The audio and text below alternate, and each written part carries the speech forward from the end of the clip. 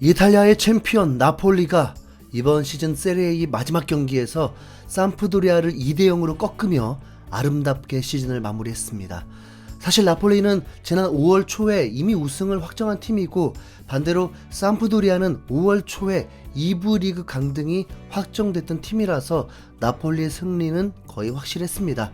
마지막 38라운드가 끝난 현재 이탈리아 세리에의 순위를 살펴보면 1위는 나폴리가 승점 90점이라는 압도적인 성적을 차지했는데요. 77득점에 28실점으로 최다 득점팀이면서 최소 실점을 한 그야말로 언터처블한 팀이었습니다. 감히 누구도 넘볼 수 없을 정도로 최강의 포스를 뿜어냈죠. 최종 리그 2위는 라치오로 승점은 고작 74점에 불과했습니다.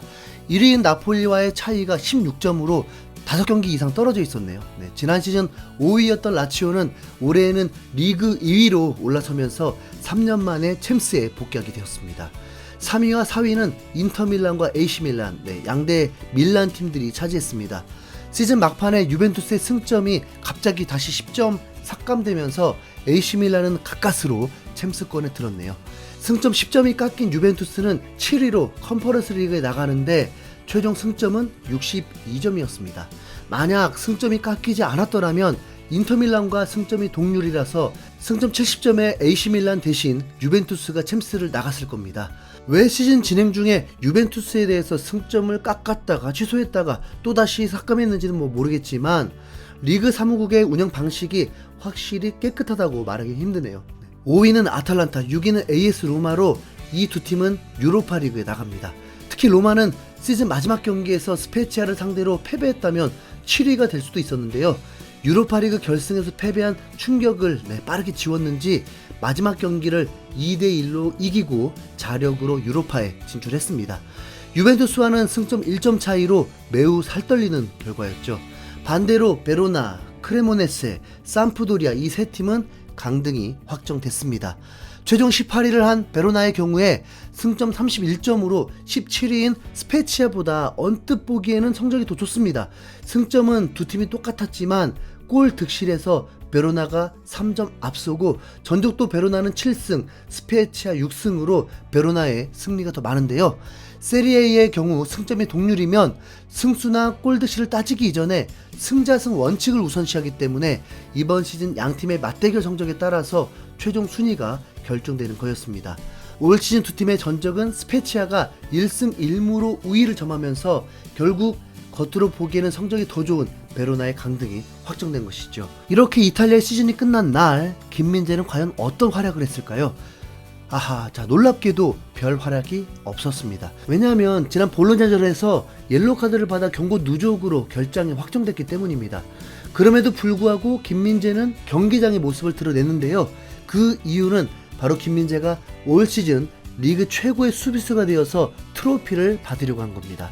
나폴리가 모두를 압도했기 때문에 각종 상들 역시 휩쓸었는데 감독인 스팔레티는 최우수 감독상, 오시멘은 최우수 공격상, 김민재는 최우수 수비상을 받았고 흐비차는 최우수 선수상을 수상하면서 나폴리가 다 해먹었습니다. 이로써 김민재는 아시아 선수 최초로 세리에의 최우수 수비수가 되면서 또 하나의 역사를 썼고요. 뿐만 아니라 시즌 베스트 11에도 김민재의 이름이 올라갔습니다.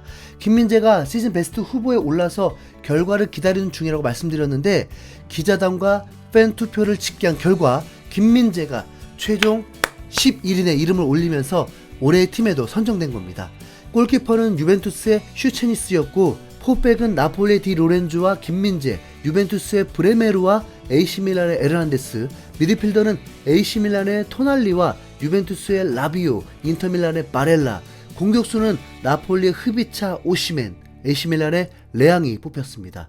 1위인 나폴리 선수가 4명, 2위인 라치오 선수는 1명도 없고 3위 인터밀란 선수 1명, 4위 AC밀란 선수가 3명이고 7위 유벤투스 선수가 3명이네요.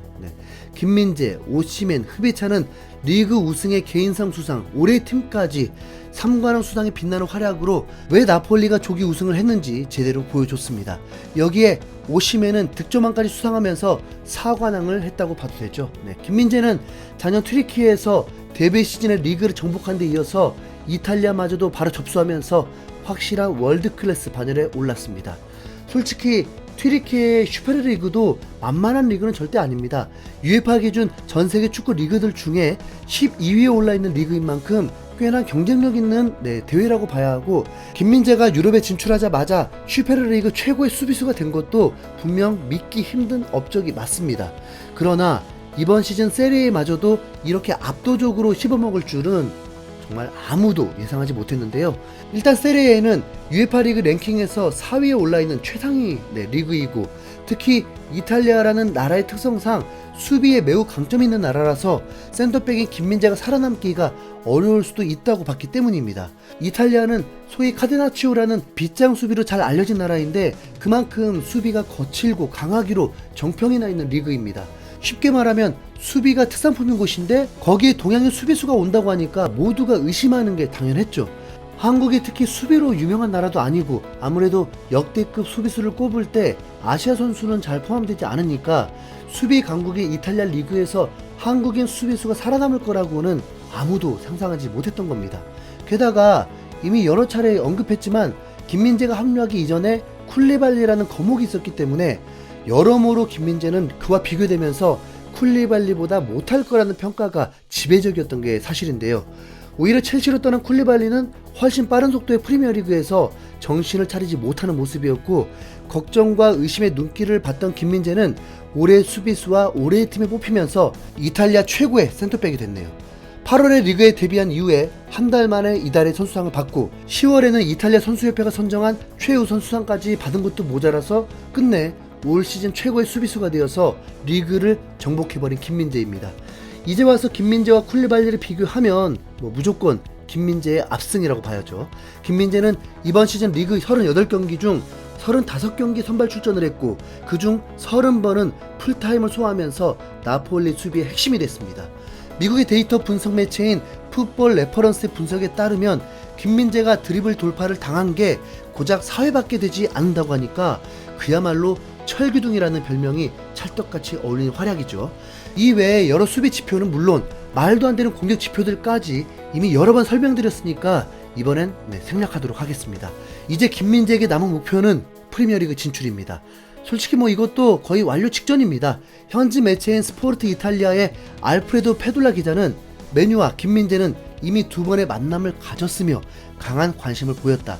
다만 아직 현재까지 합의는 없었다. 연봉은 600만 유로에서 700만 유로의 추가 옵션까지 있을 것이다. 이미 새로운 미팅도 잡혀 있다라면서 메뉴가 김민재의 영입을 위해서 계속 협상을 하고 있다고 밝혔습니다.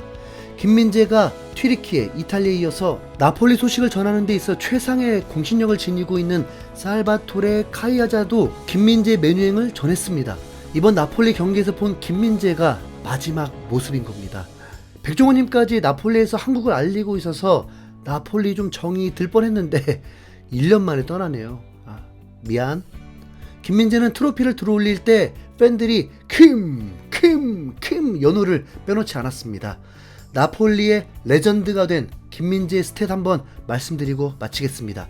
리그에서 총 35경기 3055분 소화, 경기당 1.6회 태클, 1.2회 가로채기, 3.5회 클리어링. 철기둥 맞죠? 이제 메뉴에서는 무슨 별명이 붙을까요? 김민재는 군사훈련으로 A매치에서 볼 수 없게 됐습니다. 김민재의 과오는 이제 깔끔하게 용서해 주시죠. 이상 신수영고래였습니다. 감사합니다.